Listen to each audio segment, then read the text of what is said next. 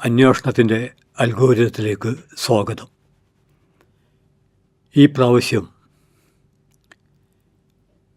കേരളീയ സമൂഹം വായനാ വാരം ആചരിക്കുന്ന ഒരു പശ്ചാത്തലത്തിൽ പി.എൻ. പണിക്കരുടെയും ഐ.വി. ദാസൻ മാഷിൻ്റെയും സ്മരണകൾ വായനയെക്കുറിച്ചുള്ള ആലോചനകൾക്ക് ഊർജം പകരുന്ന ഒരു സന്ദർഭത്തിൽ വായന എന്നാൽ എന്താണ്, എപ്രകാരമാണ് അത് നമ്മുടെ ജീവിതത്തെ ബാധിക്കുന്നത്, വായിച്ചിട്ടില്ലെങ്കിൽ നമുക്കെന്തെങ്കിലും സംഭവിക്കുമോ തുടങ്ങി വായനയുടെ വ്യത്യസ്ത തലങ്ങളെക്കുറിച്ചുള്ള ഒരു വിശകലനമാണ്, അന്വേഷണമാണ് അന്വേഷണത്തിൻ്റെ ഈ അൽഗോരിതത്തിൽ നിർവഹിക്കാൻ ശ്രമിക്കുന്നത്.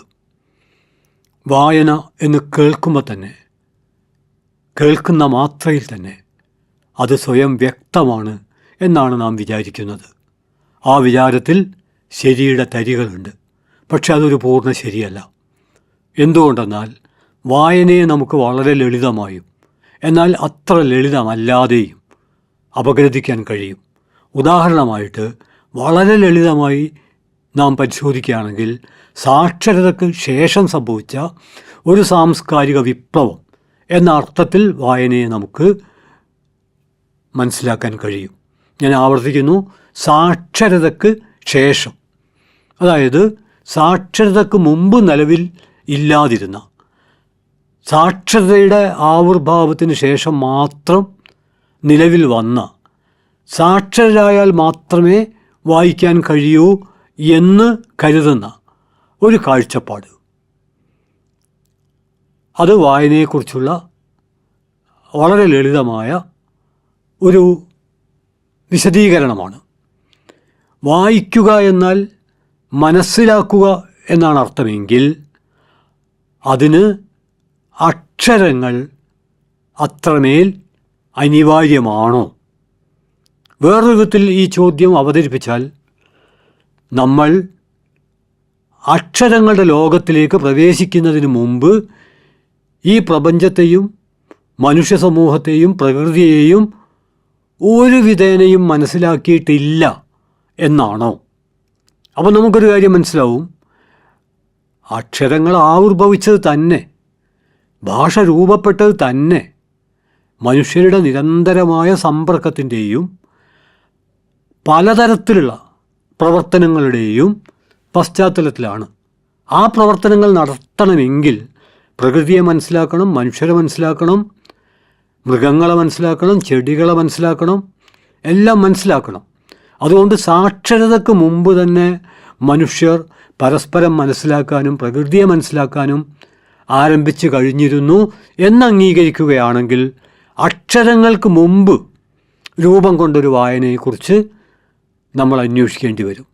ഞാൻ അതിനെ സൗകര്യത്തിന് വേണ്ടി പ്രകൃതി വായന എന്നാണ് വിളിക്കാൻ ആഗ്രഹിക്കുന്നത്. പ്രകൃതി വായന എന്ന് പറയുമ്പോൾ തീർച്ചയായിട്ടും അത് പ്രപഞ്ചങ്ങളെ മുഴുവൻ ഉൾക്കൊള്ളുന്നില്ല, ഉൾക്കൊള്ളാൻ അതിന് കഴിയുകയില്ല. അതുകൊണ്ട് നമ്മുടെ അറിവിന് അഭിമുഖീകരിക്കാനാവാത്ത ഒരജ്ഞാതത്തിൻ്റെ ഒരു ലോകം വായനയുടെ അന്വേഷണത്തിൽ ഉൾപ്പെടുത്തപ്പെടേണ്ടതുണ്ട്. സൗകര്യത്തിന് വേണ്ടി അജ്ഞാതത്തെ ഞാൻ രണ്ടായിട്ട് വിഭജിക്കുകയാണ്. ഒന്ന്, നമുക്ക് അറിയാൻ കഴിയുന്ന അജ്ഞാതം. മറ്റൊരർത്ഥത്തിൽ പറഞ്ഞാൽ ഇപ്പോൾ അറിയാത്തതാണെങ്കിലും അറിവിൻ്റെ വളർച്ചക്കിടയിൽ എപ്പോഴെങ്കിലും നമുക്കറിയാൻ കഴിയുമെന്ന് കരുതുന്ന അജ്ഞാതം, ജ്ഞാതമായ അജ്ഞാതം. എന്നാൽ അറിവിൻ്റെ സാമൂഹ്യ വളർച്ചക്കിടയിൽ ആ വളരുന്ന അറിവിൻ്റെ അകത്ത് വെച്ച് അന്വേഷിക്കാൻ കഴിയാത്ത, പ്രപഞ്ചത്തിൻ്റെ ചലന സാധ്യതകൾക്കനുസരിച്ച് മാത്രം അപഗ്രഥിക്കാൻ കഴിയുന്ന, എന്നാൽ ഒരു നിശ്ചിത സമയത്തെ അപഗ്രഥനത്തിൻ്റെ അകത്ത് വെച്ച് അതിനെ അഭിമുഖീകരിക്കാൻ കഴിയാത്ത ഒരവസ്ഥ ഉള്ളതുകൊണ്ട് അതിനെ അജ്ഞാതം എന്ന് വിളിക്കാവുന്നതാണ്.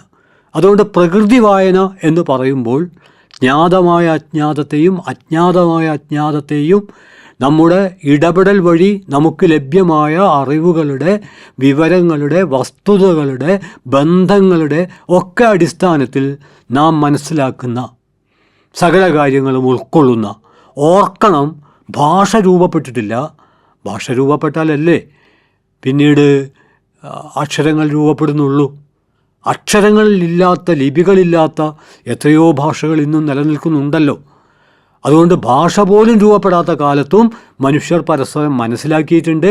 മനസ്സിലാക്കുക മാത്രമല്ല, ആ മനസ്സിലാക്കിയതിൻ്റെ അടിസ്ഥാനത്തിൽ സ്വയം മാറാനും മാറ്റി തീർക്കാനും മനുഷ്യർ നേതൃത്വം നൽകിയിട്ടുണ്ട്. അതുകൊണ്ട് പ്രകൃതി വായന എന്ന് പറയുന്നത് മറ്റെല്ലാ വായനയിലും ഉൾച്ചേർന്ന 2 മൗലിക ഘടകങ്ങളുമായി കണ്ണിചേർക്കപ്പെട്ടതാണ്. അത് മനസ്സിലാക്കലും മാറ്റി തീർക്കലും. മാറ്റി തീർക്കണമെങ്കിൽ എന്തിനെയാണോ മാറ്റി തീർക്കേണ്ടത് അതേക്കുറിച്ച് പ്രാഥമികമായ വിവരങ്ങളും വസ്തുതകളും വേണം. മറ്റൊരർത്ഥത്തിൽ പറഞ്ഞാൽ മനസ്സിലാക്കണം, എന്നാലേ മാറ്റി തീർക്കാൻ പറ്റുള്ളൂ. അതോടൊപ്പം തന്നെ മറ്റൊരു പ്രത്യേകത കൂടിയുണ്ട്. മാറ്റി തീർക്കുന്ന പ്രക്രിയയിൽ ഏർപ്പെടുക വഴി കൂടുതൽ മനസ്സിലാവലിലേക്ക് നമുക്ക് പ്രവേശിക്കാനും കഴിയും. കൃത്യമായി പറഞ്ഞാൽ മനസ്സിലാക്കലിനെയും മാറ്റിത്തീർക്കലിനെയും വിഭജിക്കുന്ന വൻമതിലുകളില്ല. അവ പരസ്പരം പ്രതിപ്രവർത്തിക്കുന്നവയാണ്. ഇത്രയും ഞാൻ സൂചിപ്പിക്കുന്നത് അക്ഷരവായനയ്ക്ക് മുമ്പ് പ്രകൃതി വായന നിലനിന്നിട്ടുണ്ട്.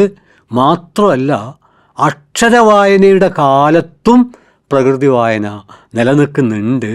അത്രയും മാത്രമല്ല, അക്ഷരവായന ഉൾപ്പെടെയുള്ള സമസ്ത വായനയുടെയും മൗലികമായ സ്രോതസ്സ് മുമ്പെന്ന പോലെ ഇന്നും എന്നും പ്രകൃതി വായനയായിരിക്കും. അതുകൊണ്ട് മറ്റെല്ലാ വായനകളെയും, അതായത് സാക്ഷരതയോടെ ആരംഭിച്ച അക്ഷരവായന, ആധുനിക കാലത്തെ ഈ വായന എന്ന് പറയുന്ന ഇലക്ട്രോണിക് വായന ഉൾപ്പെടെയുള്ള എല്ലാ വായനകളും പ്രകൃതി വായനയുടെ മുരട്ടിൽ നിന്ന് മുളച്ചു വന്നതാണ്. അതോടൊപ്പം ആധുനിക ജനായത്ത സമൂഹത്തിൽ അനിവാര്യമായും നാം പരിഗണിക്കേണ്ട പൊതുവായന എന്ന് ഞാൻ വിളിക്കുന്ന ഒന്ന്, അത് സത്യത്തിൽ അക്ഷരവായന അറിയുന്നവരും അറിയാത്തവരും, ഇലക്ട്രോണിക് വായനയിൽ ഉൾപ്പെട്ടവരും ഉൾപ്പെടാത്തവരും, പ്രകൃതി വായനയിൽ നിന്ന് ഒഴിഞ്ഞു മാറാൻ ഒരാൾക്കും പറ്റില്ല. ജീവിക്കുന്നുണ്ടോ? അതുതന്നെയാണ് പ്രകൃതി വായനയിൽ ഉൾപ്പെട്ടു എന്നതിൻ്റെ ഒന്നാമത്തെ തെളിവ്. അതുകൊണ്ട് പ്രകൃതി വായനയിൽ ഉൾപ്പെട്ട, എന്നാൽ മറ്റു വായനയിൽ നിന്നും ഉൾപ്പെടാത്ത, എന്നാൽ ആധുനിക ജനായത്തത്തിൻ്റെ വളർച്ചയുടെ ഭാഗമായി പലതരത്തിലുള്ള സാമൂഹ്യ പ്രവർത്തനങ്ങളിൽ, സാംസ്കാരിക പ്രവർത്തനങ്ങളിൽ പങ്കെടുക്കുന്ന മനുഷ്യർ തമ്മിലുണ്ടായിത്തീരുന്ന ഒരു പാരസ്പര്യം, ആ പാരസ്പര്യത്തെയാണ് പൊതു എന്ന് നമ്മൾ വിളിക്കുന്നത്. അത് സമാനം എന്നതിൻ്റെ പര്യായമല്ല. സമാനം അല്ലെങ്കിൽ സിമിലർ എന്ന് നമ്മൾ പറയുന്നത് ഒരാൾക്കൊരു അനുഭവം ഉണ്ടാകുന്നു, അതുപോലെ വേറൊരു അനുഭവം വേറൊരാൾക്കും ഉണ്ടാകാവുന്നതാണ്. രണ്ടുപേരുടെ അനുഭവങ്ങൾ രണ്ടനുഭവങ്ങളായി വേറിട്ട് നിൽക്കുന്നു. എന്നാൽ ഈ 2 അനുഭവങ്ങൾ വിനിമയം ചെയ്യപ്പെടുമ്പോൾ അവ രണ്ടും ഒന്നാണല്ലോ എന്ന ഒരു തിരിച്ചറിവിലേക്ക് അവർ ഉയരുന്നു. ആ ഉയർച്ചയ്ക്ക് ഇടയാക്കുന്നത് ആശയവിനിമയമാണ്. ആശയവിനിമയം നടക്കുന്നില്ലെങ്കിൽ പൊതുവായ ആശയലോകം ഉണ്ടാവില്ല. അതുകൊണ്ട് സകലമാന പൊതുപ്രവർത്തനങ്ങളും നേരത്തെ ചൂണ്ടിക്കാണിച്ച പ്രകൃതി വായനക്കൊപ്പം, അക്ഷരവായനക്കൊപ്പം, ഇലക്ട്രോണിക് വായനക്കൊപ്പം നമ്മൾ ഉൾച്ചേർക്കേണ്ടതാണ്. ഈ പശ്ചാത്തലത്തിൽ പരിശോധിക്കുമ്പോഴാണ് വായന അത്ര നിരുപദ്രവവും നിഷ്കളങ്കവുമല്ല, ലളിതമല്ല, അതേറെ സങ്കീർണമാണ് എന്ന് നമുക്ക് മനസ്സിലാവുന്നത്. ഈ ഒരു സങ്കീർണത മാത്രമല്ല, ആരാണ്, എപ്പോഴാണ്, എവിടെ വച്ചാണ്, എന്താവശ്യത്തിനാണ്, എങ്ങനെയാണ് വായിക്കുന്നത് എന്നുള്ളതും വായനയെ സംബന്ധിച്ചിടത്തോളം നിർണായകമാണ്. ഈ കാര്യം വിശദമാക്കാൻ പ്രശസ്ത കവി PN ഗോപികൃഷ്ണൻ്റെ ഒരുപക്ഷെ എല്ലാവർക്കും പരിചിതമായ മസാല ദോശയുടെ മാതാവ് എന്ന കവിത. ആ കവിതയിൽ നിന്ന് കുറച്ച് ഭാഗം മാത്രം നമുക്കൊന്ന് ആലോചിച്ച് നോക്കാം. ഞാൻ ഈ കവിതയെക്കുറിച്ച് പറയുന്നത് ഒരു കാര്യം തന്നെ പല സന്ദർഭത്തിൽ വ്യക്തികൾക്കനുസരിച്ച് ആവശ്യങ്ങൾക്കനുസരിച്ച് എപ്രകാരമാണ് വ്യത്യസ്തമായി വായിക്കപ്പെടുന്നത് എന്ന് വ്യക്തമാക്കാനാണ്. കവിത തുടങ്ങുന്നത് ഇങ്ങനെയാണ്: ഞാൻ ഹോട്ടലിൽ ചെന്ന് പതുക്കെ ആവശ്യപ്പെടുന്നു മസാല ദോശ. ഞാൻ ഹോട്ടലിൽ ചെന്ന് പതുക്കെ ആവശ്യപ്പെടുന്നു മസാല ദോശ. വിളമ്പുകാരൻ ഉച്ചത്തിൽ കൂവുന്നു, മസാല ദോശേ, മസാല ദോശേ. ഇവിടെ വെച്ച് തന്നെ വായനയിലെ സങ്കീർണത വ്യക്തമായി തീരുകയാണ്. കാരണം ഹോട്ടലിൽ ചെന്ന് ഞാൻ ആവശ്യപ്പെട്ടത് മസാല ദോശ. ഞാനത് വളരെ പതുക്കെയാണ് പറഞ്ഞത്. വിളമ്പുകാരനത് കേട്ടിട്ടുണ്ട്. പക്ഷെ വിളമ്പുകാരൻ അത്ര പതുക്കെ അല്ല, വളരെ ഉച്ചത്തിലാണ് വിളിച്ച് കൂവുന്നത് മസാല ദോശേ. കാരണം അയാളെ സംബന്ധിച്ചിടത്തോളം അയാളുടെ ഉത്തരവാദിത്വം എന്ന് പറയുന്നത് ഇത് ചുട്ടെടുക്കുന്ന അടുക്കളയിലേക്ക് തൻ്റെ ശബ്ദം, ഈ വിവരം എത്തിക്കുക എന്നുള്ളതാണ്. അതുകൊണ്ട് അയാൾ ഉച്ചത്തിൽ കൂവുന്നു. അപ്പോൾ പതുക്കെ മസാല ദോശ എന്ന് പറഞ്ഞ ഉപഭോക്താവ് ഹോട്ടലിലേക്ക് വന്ന ആ മനുഷ്യൻ ആലോചിക്കുകയാണ്, ഞാൻ കൽപ്പിച്ച മസാല ദോശ എന്ന വാക്കിനെ തന്നെയാണോ അവൻ പെരുക്കിയത്? എന്നിട്ട് അയാൾ പറയുന്നു, അല്ല, ഞാൻ കൽപ്പിച്ചത് രുചിക്കാനുള്ള വാക്ക്, അവൻ പെരുപ്പിച്ചത് വിളമ്പാനുള്ള വാക്ക്. എനിക്കത് തീറ്റി, അവനത് വസ്തു. കാര്യം മസാല ദോശ തന്നെയാണ്. പക്ഷെ അതിന് വരുന്ന രൂപാന്തരമാണ്. വായനയിൽ അത് എപ്രകാരമാണ്? വിളമ്പുകാരൻ്റെ മസാല ദോശ എന്ത്, തിന്നാൻ വന്നവൻ്റെ മസാല ദോശ എന്ത്? അവിടെ അവസാനിക്കുന്നില്ല. ആ വാക്ക് പിടിച്ചെടുത്ത പാചകക്കാരിക്ക് അത് വെന്തരിയുന്ന ഒരു വൃത്തം. ആ വാക്ക് പിടിച്ചെടുത്ത പാചകക്കാരിക്ക് അത് വെന്തരിയുന്നൊരു വൃത്തം. അവരെ സംബന്ധിച്ചിടത്തോളം അത് എത്രമാത്രം രുചിയുണ്ടാവും, അതിനെത്ര വിലയുണ്ട്, അതാരാണ് കഴിക്കാൻ പോകുന്നത്, ഇതൊന്നും അവരുടെ പ്രശ്നമല്ല. അവർക്കൊരു ഓർഡർ കിട്ടുന്നു, വിളമ്പുകാരൻ ഉച്ചത്തിൽ വിളിച്ചു പോകുന്നു മസാല ദോശ. ആ ഓർഡർ കിട്ടിയ ഉടനെ അവർ മാവ് ആ കല്ലിൻ്റെ മുകളിൽ ഒഴിക്കുന്നു. അപ്പോൾ അവരെ സംബന്ധിച്ചിടത്തോളം ആ വാക്ക് പിടിച്ചെടുത്ത പാചകക്കാരിക്ക് അത് വെന്തരിയുന്നൊരു വൃത്തം. ഹോട്ടലുടമക്ക് വില കൂട്ടിയും അളവ് കുറച്ചും വിൽക്കാനുള്ളൊരു ചരക്ക്. അയാൾക്കതിൻ്റെ രുചി അറിയണ്ട, ഓർഡർ ചെയ്ത ആളെ അറിയണ്ട, അത് ഉച്ചത്തിൽ വിളച്ച് പറഞ്ഞ വിളമ്പുകാരനെ അറിയണ്ട, അത് പാകപ്പെടുത്തിയ പാചകക്കാരിയെ അറിയണ്ട. അയാൾക്കാകെ ഏറ്റവും പ്രധാനപ്പെട്ട കാര്യം ഇതുവഴി കിട്ടുന്ന വരുമാനമാണ്, ലാഭമാണ്. അതുകൊണ്ട് അയാളെ സംബന്ധിച്ചിടത്തോളം, ഹോട്ടലുടമയെ സംബന്ധിച്ചിടത്തോളം അളവ് കുറച്ചും വില കൂട്ടിയും വിൽക്കാനുള്ളൊരു ചരക്കാണ്. എന്നാൽ മസാല ദോശക്ക് അടിസ്ഥാനമായ അതിൻ്റെ അസംസ്കൃത പദാർത്ഥങ്ങൾ ഈ മാവല്ല. ഈ മാവ് രൂപപ്പെടുത്താൻ ആവശ്യമായ ഉരുളക്കിഴങ്ങും അതോടൊപ്പം തന്നെ ഉഴുന്നും ഒക്കെ എവിടെയാണ്? കവിതയുടെ അവസാന ഭാഗമാണ്. ഹോട്ടലിന് ദൂരെ ഉഴുന്ന് പാടങ്ങൾക്കും ഉരുളക്കിഴങ്ങ് പാടങ്ങൾക്കും ഇടയിൽ ആ വാക്കിൻ്റെ വേര്. ഹോട്ടലിലെ ഒരു ഉപഭോക്താവിൻ്റെ മസാല ദോശ ആവശ്യപ്പെട്ടുള്ള മസാല ദോശ എന്ന വാക്ക് സഞ്ചരിച്ച് ഇപ്പോൾ എത്തി നിൽക്കുന്നത് ഹോട്ടലിലല്ല, ഹോട്ടലിനും ദൂരെയുള്ള ഉരുളക്കിഴങ്ങ് പാടങ്ങൾക്കും ഉഴുന്ന് പാടങ്ങൾക്കും ഇടയിൽ ആ വാക്കിൻ്റെ വേര്. അവിടെ നിന്ന് എൻ്റെ നാക്കിലേക്ക് ആ വാക്കിന് വഴിവെട്ടിയ കാളവണ്ടികൾ, ലോറികൾ, പാണ്ടികശാലകൾ. കാരണം ആ പാടത്ത്, ഉഴുന്ന് പാടത്ത്, ഉരുളക്കിഴങ്ങ് പാടത്ത് ആ വാക്കിൻ്റെ വേര് അത് വ്യക്തമാണ്. പക്ഷെ ആ വാക്ക് ആ വേരിൽ തന്നെ നിന്നാൽ മസാല ദോശയാവില്ല, രുചിയാവില്ല. ഹോട്ടൽക്കാരന് വരുമാനാവില്ല, വിളമ്പുകാരന് വിളിച്ചു പറയാനുള്ള ഒരസംസ്കൃത പദാർത്ഥമാവില്ല, പാചകക്കാരിക്ക് പാചകം ചെയ്യാനുള്ള വട്ടത്തിലുള്ള ഒരു പദാർത്ഥമാവില്ല. അതുകൊണ്ട് ആ വാക്കിൽ നിന്ന് എൻ്റെ നാക്കിലേക്കുള്ള വഴി വെട്ടിയത് കാളവണ്ടികൾ, ലോറികൾ, ഇങ്ങനെ വ്യത്യസ്തമായ ചെയ്ത്തായി വായിക്കപ്പെടാതെ ഒരു വാക്കും വാക്കാവുന്നില്ല. ഞാൻ ഈ കവിതയുടെ സംക്ഷിപ്തമായ ഒരു വിശദീകരണം നടത്തിയത് ഒരു വാക്ക് തന്നെ, മസാല ദോശ. ആ വാക്കുമായി ഇടപെടുന്നവർക്ക് വ്യത്യസ്തമായ അനുഭവങ്ങളും അനുഭൂതികളുമായി തീരുന്നുണ്ടെങ്കിൽ ഭാഷയുടെ കാര്യം നമ്മൾ പൊതുവിൽ വിചാരിച്ചിരിക്കുന്നത് ഭാഷ കാര്യങ്ങളെ വ്യക്തമാക്കുന്ന, വെളിപ്പെടുത്തുന്ന, നമുക്ക് നമ്മളെ മറ്റുള്ളവരുടെ മുമ്പിൽ തുറന്നു വെക്കാനുള്ള ഒരു മാധ്യമമാണ്, ഉപാധിയാണ്, ഉപകരണമാണ്. ഭാഷാ ധർമ്മം നിർവഹിക്കുന്നുണ്ട്, ഉറപ്പ്. പക്ഷേ അത് നമ്മെ ഒളിപ്പിച്ച് വെക്കുന്നുണ്ട്. എന്തിന്?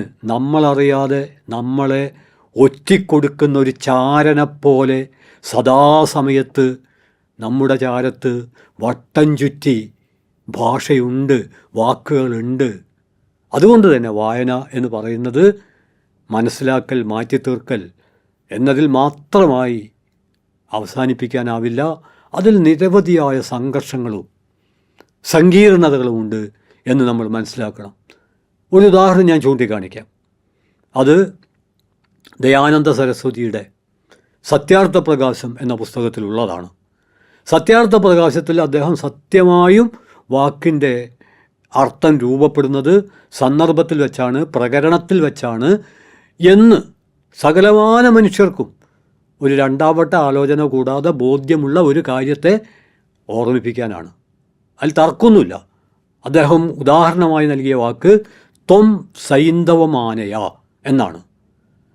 ആ വാക്കിൻ്റെ അർത്ഥം സൈന്ധവം കൊണ്ടുപോവാ എന്നാണ്. എന്നാൽ ഇവിടെ ചെറിയൊരു കുഴപ്പമുള്ളത്, സൈന്ധവം എന്ന വാക്കിന് രണ്ടർത്ഥമുണ്ട്. ഒന്ന് ഉപ്പ് എന്നാണ് അർത്ഥം, മറ്റൊന്ന് കുതിര എന്നാണ്. എന്നിട്ട് ദയാനന്ദ സരസ്വതി പറയുന്നത് ഉണ്ണുന്ന സമയത്താണ്, ഭക്ഷണം കഴിക്കുന്ന സമയത്താണ് യജമാനൻ തൻ്റെ വേലക്കാരനോട്, സഹായിയോട് ത്വം സൈന്ധവമാനയ എന്ന് പറഞ്ഞാൽ അയാൾ ഉപ്പ് കൊണ്ടുവരണം. എന്നാൽ യാത്രക്കൊരുങ്ങിയ സമയത്താണെങ്കിൽ അയാൾ കുതിരയെ കൊണ്ടുവരണം. എന്നാൽ ബുദ്ധിയില്ലാത്ത വേലക്കാരൻ ചിലപ്പോൾ യാത്രയുടെ സമയത്ത് ഒരുങ്ങി നിൽക്കുന്ന യജമാനൻ ത്വം സൈന്ധവമാനയ എന്ന് പറഞ്ഞാൽ ഉപ്പ് കൊണ്ടുവരും. അയാൾക്ക് ബുദ്ധിയില്ല, അയാൾ വിഡ്ഢിയാണ് എന്നാണ് ദയാനന്ദ സരസ്വതി പറയുന്നത്. അത് ലഭ്യമായ സന്ദർഭത്തിൻ്റെ പശ്ചാത്തലത്തിലുള്ള ശരിയായ വായനയാണ്, ഒരു സംശയവുമില്ല. എന്നാൽ നമുക്ക് മറ്റൊരു സന്ദർഭത്തിൽ നിന്നുകൊണ്ട് ഈ വാക്കിനെക്കുറിച്ച് ആലോചിച്ച് നോക്കാം. ആ സന്ദർഭം ഇതാണ്. നിരന്തരം ഈ യജമാനൻ ഭൃത്യനോട് വളരെ അപമര്യാദയായി, ഹീനമായി പെരുമാറുകയാണ്. ആ ഭൃത്യൻ വളരെ അസ്വസ്ഥനാണ്. ഏത് സമയത്തും ഈ യജമാനോട് തൻ്റെ വെറുപ്പ്, എതിർപ്പ് പ്രകടിപ്പിക്കാൻ അയാൾക്ക് താല്പര്യമുണ്ട്. അങ്ങനെയിരിക്കെ ത്വം സൈന്ധവമാനയ എന്ന് പറഞ്ഞപ്പോൾ അയാൾ ഉപ്പിന് പകരം കുതിരയെ കൊണ്ടുവന്ന് ഈ യജമാനെ ചവിട്ടിക്കുകയാണെങ്കിൽ തീർച്ചയായിട്ടും അയാളെ വിഡ്ഢി എന്നല്ല, വിപ്ലവകാരി എന്നായിരിക്കും ചരിത്രം വിളിക്കുക. കാരണം യജമാനൻ്റെ സന്ദർഭമല്ല, ഭൃത്യൻ്റെ സന്ദർഭം. വർത്തമാനകാല ഇന്ത്യൻ പശ്ചാത്തലത്തിൽ നമുക്കറിയാം എത്രയെത്ര ശാന്ത സ്വഭാവിയായ പശു, അയ്യോ പാവം, അതൊരു ഭീകര ജന്തുവായി മാറിയിരിക്കുകയാണ്. സ്വയം മാറിയതല്ല, രാഷ്ട്രീയ സന്ദർഭം മാറിയപ്പോൾ മാറിയ രാഷ്ട്രീയ സന്ദർഭത്തിൻ്റെ കാഴ്ചപ്പാടിലേക്ക് അതിനെ ഉന്തിക്കയറ്റി നിർത്തിയപ്പോൾ അതിന് വന്ന രൂപാന്തരമാണത്. പറഞ്ഞു വരുന്നത്, വായന എന്ന് പറയുമ്പോൾ അത് പുസ്തക വായനയെ പ്രോത്സാഹിപ്പിക്കാനുള്ള, അല്ലെങ്കിൽ ഇലക്ട്രോണിക് വായനയെ പ്രോത്സാഹിപ്പിക്കാനുള്ള, അതല്ലെങ്കിൽ നാനാതരത്തിലുള്ള ബന്ധങ്ങളിലേക്ക് വായനയിലൂടെ, നമുക്കറിയാവുന്ന കാര്യമാണ്, പ്രത്യേകിച്ച് വിവരിക്കേണ്ടതില്ല. ഒരു ശരാശരി മനുഷ്യൻ്റെ ആയുസ് എന്ന് പറയുന്നത് ഒരു 70 കൊല്ലമോ 90 കൊല്ലമോ അല്ലെങ്കിൽ 100 കൊല്ലമോ ആണ്. ഈ 100 കൊല്ലം കൊണ്ട് നമുക്ക് സമാഹരിക്കാവുന്ന അനുഭവങ്ങളുടെ തോത് എന്ന് പറയുന്നത് സത്യത്തിൽ വളരെ കുറച്ചാണ്. ഞാൻ പറഞ്ഞു വരുന്നത് പ്രത്യക്ഷ അനുഭവം. ചില കാര്യങ്ങളിൽ നമുക്ക് പ്രത്യക്ഷ അനുഭവം തന്നെ ഉണ്ടാവില്ല. ഉദാഹരണമായിട്ട് മരണം, ആത്മഹത്യ, ഇതൊക്കെ നമുക്ക് പരോക്ഷമായിട്ട് മാത്രമേ, മറ്റൊരാളിലൂടെ മാത്രമേ നമുക്കത് മനസ്സിലാക്കാൻ പറ്റുള്ളൂ. അപ്പോൾ പ്രത്യക്ഷ അനുഭവത്തിൻ്റെ ലോകം പരിമിതമാണ്. എന്നാൽ പ്രത്യക്ഷ അനുഭവത്തെ അപേക്ഷിച്ച് പരോക്ഷ അനുഭവത്തിൻ്റെ ലോകം വിസ്തൃതമാണ്. എന്നാൽ പരോക്ഷ അനുഭവത്തിൻ്റെ ലോകത്തിനും ഒരതിരുണ്ട്. ആ അതിരിനപ്പുറത്തേക്ക് കടക്കാൻ സാങ്കല്പികമായ അനുഭവങ്ങളുണ്ട്. അതായത് പ്രത്യക്ഷത്തിലില്ല, പരോക്ഷമായിട്ടുമില്ല. എന്നാൽ പ്രത്യക്ഷ പരോക്ഷ അനുഭവങ്ങളുടെ പശ്ചാത്തലത്തിൽ നമുക്ക് നിർമ്മിച്ചെടുക്കാൻ കഴിയുന്ന, അഭ്യൂഹിച്ചെടുക്കാൻ കഴിയുന്ന ഒരു ലോകമുണ്ട്, സാങ്കല്പിക ലോകം. എന്നാൽ പ്രത്യക്ഷ അറിവിനും പരോക്ഷ അറിവിനും സാങ്കല്പിക അറിവിനും സ്പർശിക്കാനാവാത്ത, ഞാൻ തുടക്കത്തിൽ പരാമർശിച്ച അജ്ഞാതമജ്ഞാതത്തിൻ്റെ ഒരു ലോകവുമുണ്ട്. ഇങ്ങനെ സങ്കീർണമായ, പക്ഷേ ഇതിനെ മുഴുവൻ സമന്വയിപ്പിക്കുന്ന ആശയവിനിമയമെന്ന അവിരാമമായൊരു പ്രക്രിയയുണ്ട്. ആ പ്രക്രിയയിലേക്ക് എവിടെ വെച്ചും ആർക്കും പ്രവേശിക്കാവുന്നതാണ്.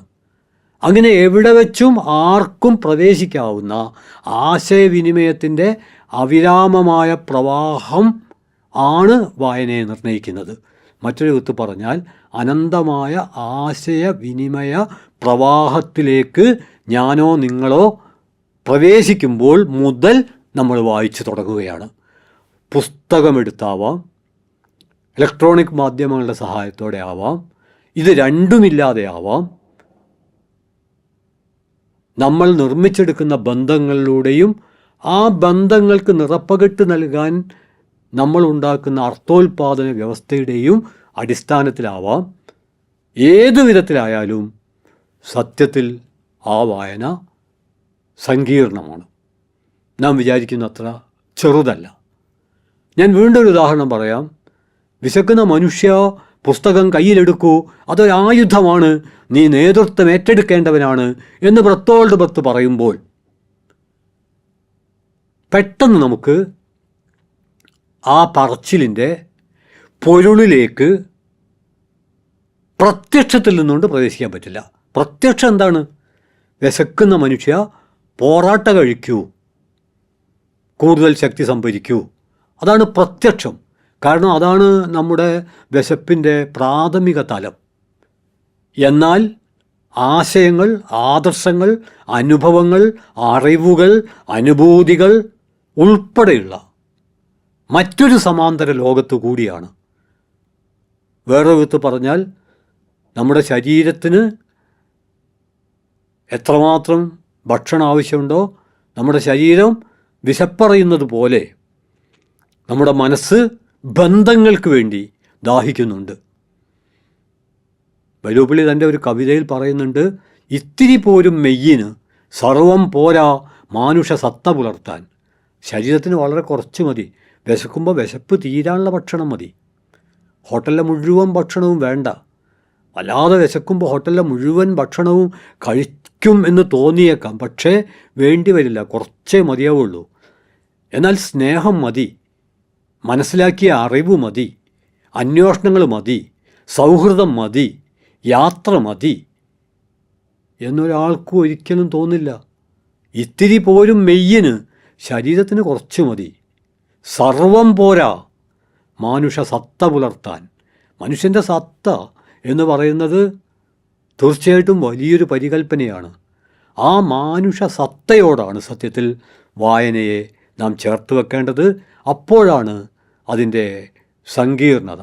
അവിടെയാണ് ബ്രത്ത് പറയുന്ന വിശക്കുന്ന മനുഷ്യ പുസ്തകം കയ്യിലെടുക്കൂ. അത് വലിയൊരു ആശയമാണ്. കാരണം എന്താണ് ഇത്രയേറെ വിഭവസമൃദ്ധമായ ഒരു പശ്ചാത്തലത്തിൽ എത്രയെത്രയോ ഭക്ഷണം മാലിന്യ കൊട്ടകളിലേക്ക് വലിച്ചെറിയപ്പെടുമ്പോൾ ഈ സമൃദ്ധിയുടെ നടുവിൽ എന്തേ ഒരുപാട് മനുഷ്യർ ഭക്ഷണം കിട്ടാതെ നിസ്സഹായരായി തീർന്നു? ഇന്ത്യയെക്കുറിച്ച് പഴയ സാമ്പത്തിക ശാസ്ത്രം പുസ്തകത്തിൽ ഒരു വാക്കുണ്ട്, India is a rich country inhabited by the poor people. വെള്ളം സർവത്ര, തുള്ളി കുടിപ്പാനില്ലല്ലോ. ഒരുപാട് വിഭവങ്ങൾ, ഒരുപാട് ഭക്ഷണങ്ങൾ വെറുതെ വലിച്ചെറിയുന്നു. ആ കുപ്പത്തൊട്ടിയിൽ നായ്ക്കൾക്കും പട്ടികൾക്കുമൊപ്പം മനുഷ്യർ ആ എച്ചിലകൾക്ക് വേണ്ടി കടിപിടി കൂടുന്നു. എന്തുകൊണ്ട് എന്ന് അതേക്കുറിച്ച് ആലോചിക്കാൻ, ഈ വൈരുദ്ധ്യത്തിലേക്ക് കണ്ണു തുറക്കാൻ, അതാണ് ബെർത്തോൾഡ് ബത്ത് പറയുന്നത്, വിശക്കുന്ന മനുഷ്യ പുസ്തകം കയ്യിലെടുക്കൂ. പുസ്തകം എന്നുള്ളതിനെ പരിമിതമായ അർത്ഥത്തിലുള്ള ഒരു പുസ്തകമായിട്ടല്ല, അതൊരാശയ ലോകമാണ്, അതൊരാദർശ ലോകമാണ്, അതൊരനുഭവ ലോകമാണ്, അത് അറിവിൻ്റെ അന്വേഷണത്തിൻ്റെ ഒത്തുചേരലാണ്. അതുകൊണ്ട് ഓരോ മനുഷ്യനോടും വായന പ്രത്യക്ഷമായും പരോക്ഷമായും പറയുന്നത് നിൽക്കുന്നിടത്ത് നിൽക്കാതെ നടക്കാനാണ്, ഓടാനാണ്. നിശ്ചലമാവുകയല്ല വേണ്ടത്. നിശ്ചലമായ ഏത് ജലാശയത്തിലും കീടങ്ങളുണ്ടാവും. എന്നാൽ ഒഴുകുന്ന വെള്ളത്തിൽ നിന്നും വൈദ്യുതി ഉൽപ്പാദിപ്പിക്കാൻ പറ്റും. നമ്മുടെ ജീവിതത്തെ ഊർജോൽപാദന കേന്ദ്രമാക്കുന്ന ഏറ്റവും പ്രധാനപ്പെട്ട ഉറവിടമായി വായനക്ക് മാറാൻ കഴിയും. അതൊരു ആഴ്ചയിൽ അവസാനിക്കേണ്ടതല്ല, ഒരു മാസത്തിലോ ഒരു കൊല്ലത്തിലോ അവസാനിക്കേണ്ടതല്ല. ജീവിതം തന്നെ വലിയൊരു വായനയാണ്. വേണ്ടത്ര തിരിച്ചറിയപ്പെടാതെ പോകുന്നുണ്ടെങ്കിൽ അത് ആ പ്രക്രിയയിൽ ഏർപ്പെട്ടിട്ടുള്ളവരുടെ അലസത കൊണ്ടാണ്.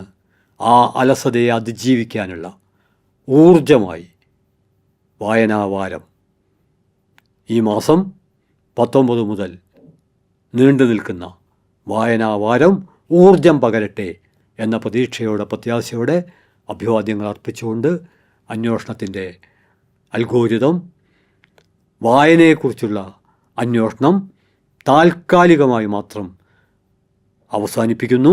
അഭിവാദ്യങ്ങൾ.